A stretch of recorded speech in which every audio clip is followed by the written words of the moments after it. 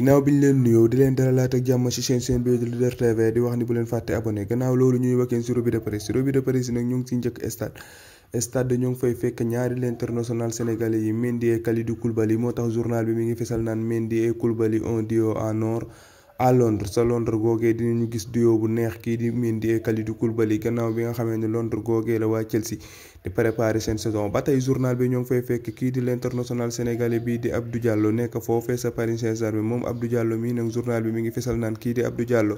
Milan ak Naples ñoo ngi koy xëccoo ba tey journal bi ñoo ngi fay fekk suñu gaynde yu jigéen yooyee nga xam ne war nañu football ak kii di Tunisie match de barrage nga xam ne dinañu xëccoo benn ticket boobee nga pour qualifier sa coupe du monde boobee di am bu jigéen ñi.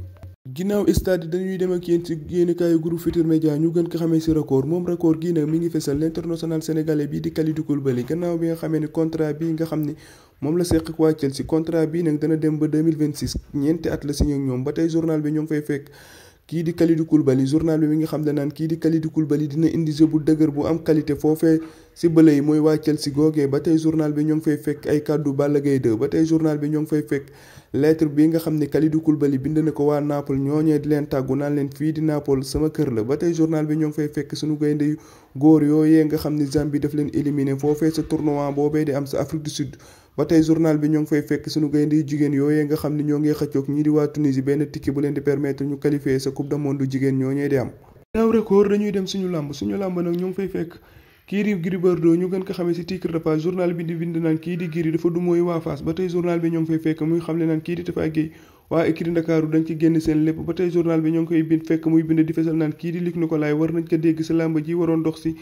Modou Lo ak kii di Sélé bu ndaw ñu gën ko xamee ci Ama Baldé. gannaaw biir réew mi dañuy jubali bitim réew journal bi ñuy wax Marca ñoo ngi fa fekk équipe bu Espagne bu jigéen bii mu di La Roja équipe bu Espagne bu jigéen bii nag war na jàkkaarloog tey jii Danemark gannaaw bi nga xamee ne équipe bu Espagne bu jigéen bii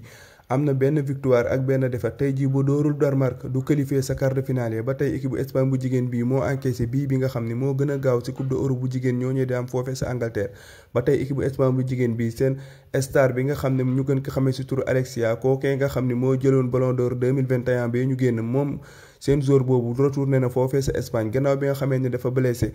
boo xam ne bi mu defee opération dana toog fukki weer ak ñaar. gannaaw Marca dañuy des foofee sa bitim réew journal bi ñuy wax Mundo Deportivo fekk fa l'international polonais bi moom mi ngi ki fësal ñu gën ko xamee ci turu Loa ñu naan ko Lewandowski moom mii di Lewandowski nag journal bi mi ngi ñuy xamal na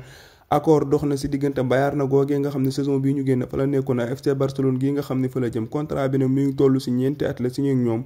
ba tey contrat bi xaalis bi nga xam ne moo nekk ci contrat bi tollu na ci 45 millions d'euros tegal nañ ko ci 5 millions yoo xam ne bonus la ñu ko ciy souhaiter bonne chance di leen jaajëfal ba beneen ak yeneen i revue de presse jaa ngeen jëf.